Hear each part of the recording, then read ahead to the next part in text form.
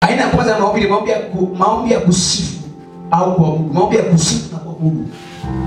Kuna maombi ambayo kayaomba kwa ajili ya kumsifu Mungu na kuabudu. Haya ni maombi ambayo yanaadhimisha ukuu wa Mungu, yanataja sifa za Mungu, yanataja Mungu alivyo mzuri kwenye maisha, yanataja matendo makuu ya Mungu anayofanya kwenye maisha. Kitabu cha Kutoka sura 15 mstari wa kwanza mpaka mstari wa 21. Utakutana na maandiko yanasema wana wa Israeli baada ya kuwa wamevuka bahari ya Shamu walikuwa wanaimba, lakini yale yalikuwa ni maombi ya kumshukuru Mungu aliyewavusha bahari ya Shamu. Haya ni maombi ya kuabudu na kusifu. Mwanzo kumwabudu Mungu kwa maombi au kumsifu kuimba. Zaburi 103:1 bila utaona hapo. Aina pili ya maombi ni maombi ya mahitaji. Aina pili ya maombi ni maombi ya mahitaji, supplication prayer. Maombi ya mahitaji. Baba anahitaji mkate. Mathayo 6:11. Anazungumzia mnapoomba ombeni hivi. Maombi ya mahitaji, tupe leo riziki yetu. Haya ni maombi ya mahitaji. So sometimes tunataka kwenda kwa ajili ya kuomba mahitaji yako. Maombi ya mahitaji. Maombi ya mahitaji. Utupe leo riziki yetu ya kila siku. Namba 3, maombi ya maombezi. Maombi ya maombezi, intercession prayer. Mwanzo 18:23 mpaka 35. Maombi ya maombezi. Kuombea watu, kuombea kanisa, kuombea miji, kuombea familia, kuombea maombi ya maombezi, intercession prayer. Mwanzo 18:23 mpaka 35. Kutoka 32:11 mpaka 14. Musa anaomba kwa ajili ya wana wa Israeli, kuomba kwa ajili ya watu wengine, intercession prayer. Kuomba kwa ajili ya taifa, kuomba kwa ajili ya familia, kuomba kwa ajili ya ukoo wenu. Hii inaitwa ni aina pia maombi, intercession prayer. Namba 4 ni maombi ya maungamo au maombi ya toba na rehema. Maombi ya maungamo au maombi ya toba na rehema. Kitabu cha Zaburi 51 sura ya 1 na kuendelea nzima, utaona Daudi anaomba maombi ya rehema. Haya ni maombi ya maungamo au maombi ya toba na rehema. Maombi ya toba na rehema. Zaburi 51 nzima ni toba ya Daudi. Unapochoka umefanya dhambi, just lie down and pray for mercy. The prayer of mercy. Yona sura ya 3 mstari wa 5 mpaka wa 10. Yona. Watu wendao waliposikia hukumu inakuja, walifunga siku ngapi sweet na wakaomba toba na rehema kwa ajili ya Ninawi kama ni salama. So unapochua umekosea, isishie tu hapo, kuna provision ya kineto, ni maombi ya rehema. Namba 6 ni maombi ya shukrani. Na kucha kwenye aina chache za maombi, maombi ya shukrani. Mshukuru Mungu kwa kuwa ni mwema, kwa maana fadhili zake ni za milele. Zaburi 130 ngapi? 136. Zaburi 136 nzima, mshukuruni Bwana kwa kuwa ni mwema, kwa maana fadhili zake ni za milele. Unamshukuru Mungu kwa ajili ya matendo makuu yote aliyofanya. Luka 17:15 mpaka 16. Wenye ukoma walirudi kwa ajili ya kushukuru. Haya ni maombi ya shukrani kwa matendo makuu ya Mungu aliyofanya. Na maombi ya shukrani na nguvu sana. Ukishajua sio kwa nguvu zangu, ni kwa nguvu za Mungu amefanya haya. Sio kwa uweza wangu, ni kwa uweza Mungu amefanya haya. Unashangaa Mungu anaachilia neema zaidi na msaada zaidi. Wathesalonike wa kwanza sura 5 mstari wa 18. Mshukuruni Bwana kwa kila jambo. Mshukuruni Bwana kwa kila jambo.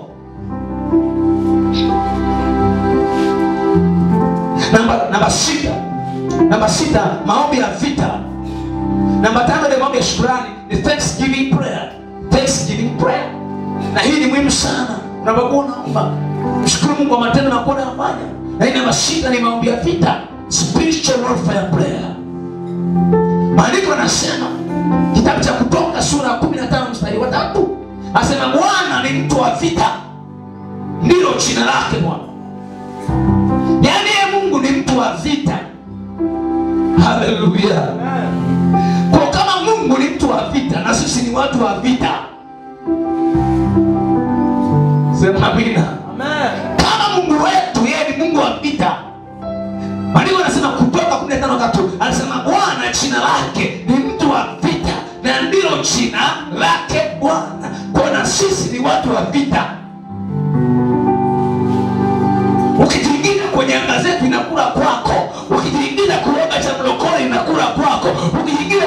usianzishe vita kama una nguvu. Ukijichanganya inakula kwako. Amen. Wewe kama sio bondia usianzishe vita. Tulikuwa shule ya msingi, bora kuna maisha ya shule ya msingi sana. Yaani shule ya msingi wewe ni mdogo, darasa la pili. Unachokoza wa darasa la 4. Lakini unajua una kaka yako darasa la 7. Kwa hiyo ukigusa kidogo unakimbia. Sema amina. Amen. Kwa jeuri ya kuchokoza unajua na brother darasa la 7 ni kiranja mkuu. Kwa unatembea umevimba. Unajua na brother na sister darasa la 7 huko. Au na sister form 4. Kwa ni wenzako unaonea tu. Akija auguso unakimbia brother. Huyo hapo. Kwa jeuri yako yote ni yako. Hallelujah. Na sisi jeuri yetu yonayo ni Yesu. Yesu ndiye jeuri yetu. Maandiko yanasema yeye ni Bwana wa vita. Yeye ni simba wa kabila la Yuda. Akinguruma yote yanadondoka kabisa yenyewe. Yeye hajawahi kushindwa. Jeuri ya walokole ni Bwana Yesu. Wala tegemei Yesu, wala tegemei wajomba zetu. Tunamtegemea Adonai Jehova Shama. Yeye ni Bwana wa majeshi. Maandiko yanasema ana nguvu zaidi ya nyati. Ana nguvu kama za nyati. My God, my Father. Akinguruma simba, akinguruma simba, kila kitu lazima kinaitika kwa jina la Yesu aliye hai. Kama ni wachawi wameinuka juu yetu, wanakimbia mara moja. Maandiko yanasema ya kwamba watakuja kwa njia moja, lakini kwa njia 7 watatawanyika mbele yetu. Maandiko yanasema ya kwamba watakuja, lakini adui zetu utaona visogo vyao. Maanake wakija mbele zetu, watakimbia nyuma yetu. Akisimama simba wa kabila la Yuda, yeye ni Bwana wa vita, ndilo jina lake. Yeye ni mtu wa vita, ndilo jina lake. Na anasema ya kwamba vita sio ya kwenu, vita ni ya kwangu. Hivi nitapigania ninyi mtanyamaza kimya. Kazi yako ni kuomba na kuacha. Kazi yako ni kuomba na kunyamaza kimya. Haya, vita ni ya Mungu mwenyewe. Kwa maadui na usia kesi kwa Jehova, maadui na usia kesi kwa Adonai. Ukienda kuomba, hao maadui wanakutafuta. Maandiko yanasema kwenye Zaburi, leo anasema wanisukuma sana nianguke, wanisukuma sana nianguke, lakini Bwana alinisaidia. Oh my God, hautaanguka. Hata kisukuma mara ngapi, hautaanguka. Yeye ni Bwana wa vita. Jina lake anaitwa ni mtu wa vita. Na sisi ni watu wa vita. Vita yetu ni kwenye maombi. Vita yetu ni lika manoma saka. Ekupa saka beto toblade. Emasa kaperama. Ekupa marika makabenta. Elama siko tobramanda kaya. Elama masiko toni makampa. Ukiwa nasema tayari. Tayari matundu yanaungua. Tayari zoyomi na ribika tayari. Ekama sakaya. Elima mosika benta katabayante. Ekama sakaya. Ili sawa tayari zina nguvu. Tunaulida zina nguka zenyewe. Emakataya. Elika sukandeli bakaya. Mambeli baseka mtelia. Maeka wanasuka. Wanasema upande wako. Oh my God, my Father. Sema amina kama unaelewa.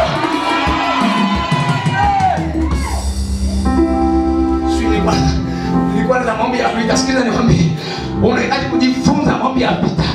Yaani adui akimesi na wewe, anatembea na maji. Niliwahi kushuhudia hapa siku moja juu ya mtu mmoja ambaye alipanga nyumba. Ile nyumba kila mtu alikuwa ameikimbia. Hawezi kupanga ile nyumba. Ile nyumba ina mashetani. Ikifika jioni, ni nyumba ya disco. Mapepo yanakuja, wachawi wanakuja kufanya vikao. Kwa watu wote wamekimbia ile nyumba. Mtumishi wa Mungu akiwa anatafuta nyumba, akaonesha nyumba nzuri, alafu bei ni bei nzuri.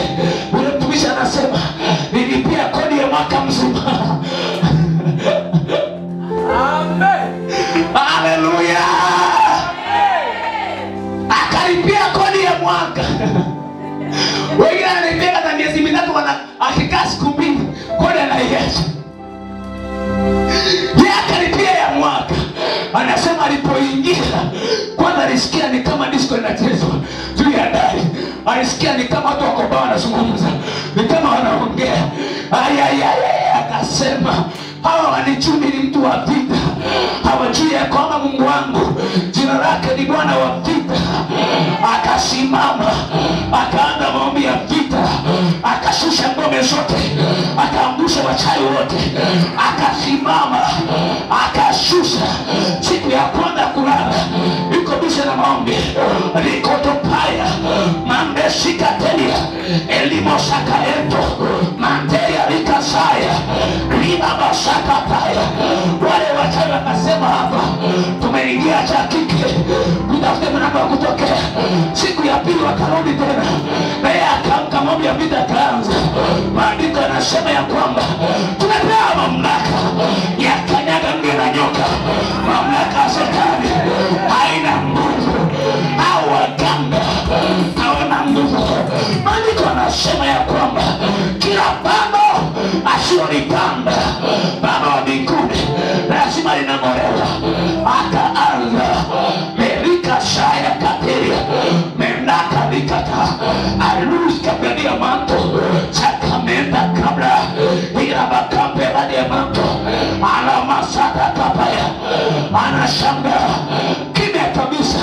Siku yake ya kesho yake anasema akiwa melala, alikuja mtu mmoja kama kumshambulia, akampiga leo mpofu. Sasa mtaani babu mmoja akawa kipofu.